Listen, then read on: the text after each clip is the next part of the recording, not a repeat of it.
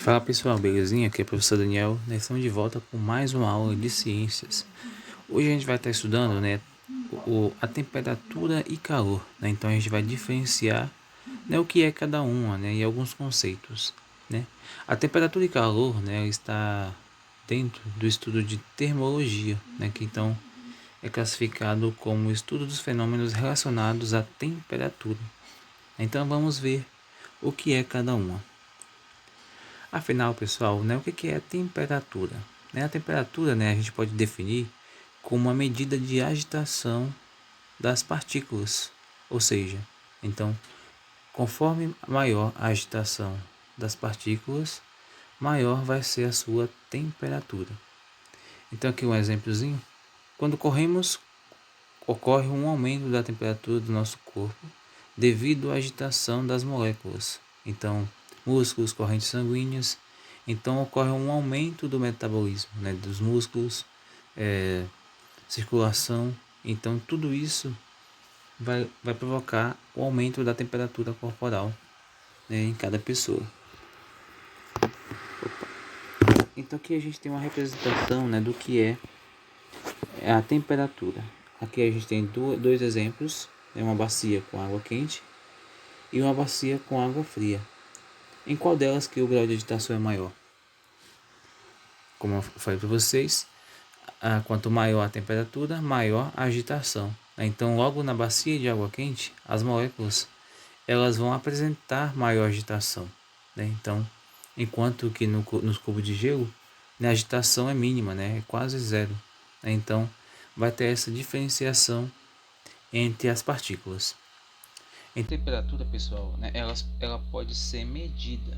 Então, a gente tem aparelhos específicos para poder medir a temperatura, que é conhecido no nosso dia a dia, como por exemplo o termômetro. Temos o termômetro de mercúrio, e temos os termômetros atuais digitais, no caso. Então, a função deles é medir o grau de agitação das partículas. Então a gente pode classificar como temperatura. Ela possui então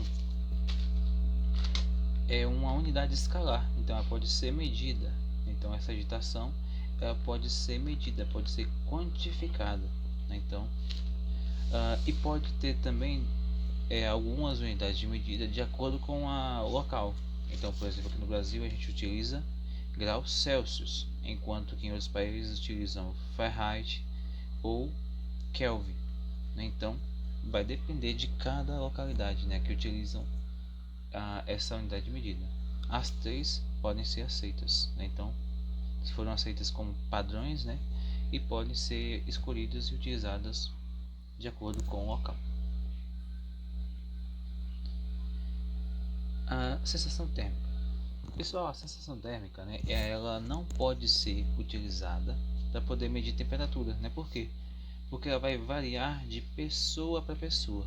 Porque então a sensação térmica é a sensação, no caso, da nossa pele, Então a pele capta a sensação do ambiente, a temperatura, e por isso que ela não pode ser utilizada para poder ser como padrão, Porque vai variar de cada pessoa, Vai variar a quantidade de roupa que a pessoa utilizou, a quantidade de gordura que a pessoa possui, Então tudo isso vai influenciar na captação de temperatura.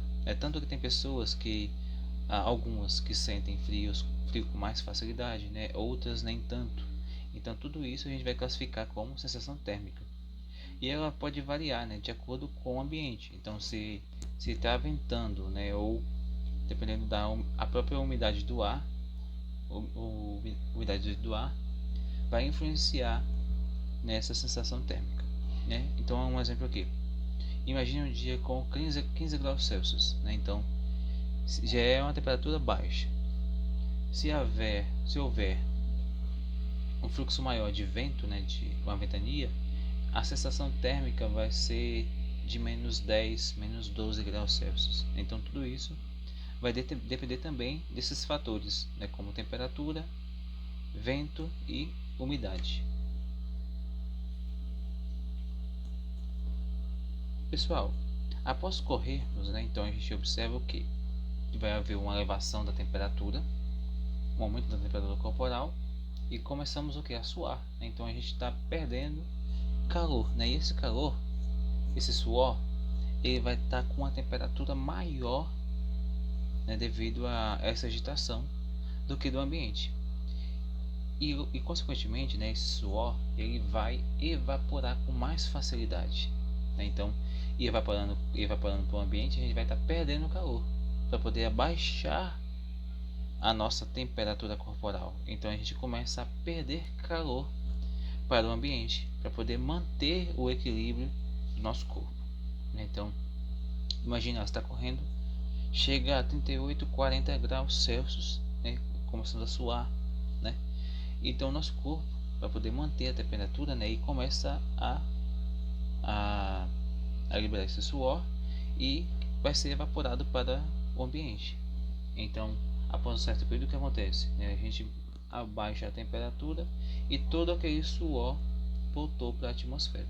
Então, isso, né, é um exemplo de calor, né? Afinal, pessoal, o que é calor?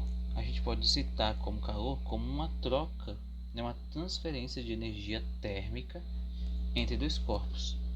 No caso, né, da pessoa que correu, ela vai estar perdendo calor para o ambiente, né? Então essa suor evaporou e ela baixou a sua temperatura, né, mantendo a temperatura estável, né? Então perdeu calor para o ambiente. Então a gente diz que no calor ocorre uma troca de energia, uma transferência de energia térmica, né, de um corpo de maior temperatura para um corpo de menor temperatura. Então eles vão buscar manter, né, um equilíbrio térmico, né? Então ocorre essa transferência de calor até que os dois, né, atinjam, né, a temperaturas iguais, né, ou próximas, né, dependendo da matéria, do conteúdo. Então eles vão buscar atingir esse equilíbrio térmico. Um exemplo que a gente pode citar é quando a gente pega uma água quente e uma água fria.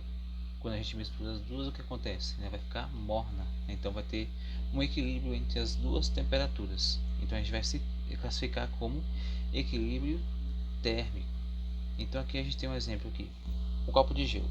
O que acontece se a gente deixar ele lá no ambiente? Após um certo período, né, ele vai começar a passar do estado sólido para o estado líquido, né? Por quê? Porque ele está recebendo calor do ambiente, né? Então o ambiente, né, tem a temperatura maior do que do gelo, né? Então ele vai começar a receber calor desse ambiente, do ambiente de maior temperatura para o ambiente de menor temperatura, né? Como foi citado aqui no exemplo anterior. Então assim vai ocorrer uma transferência de energia térmica. Então passou aqui. Então o gelo ele vai receber, conforme ele recebe calor, né, ocorre a agitação das moléculas que passam do estado sólido para o estado líquido, até que atinjam a mesma temperatura ambiente, né, ocorrendo assim então um equilíbrio térmico.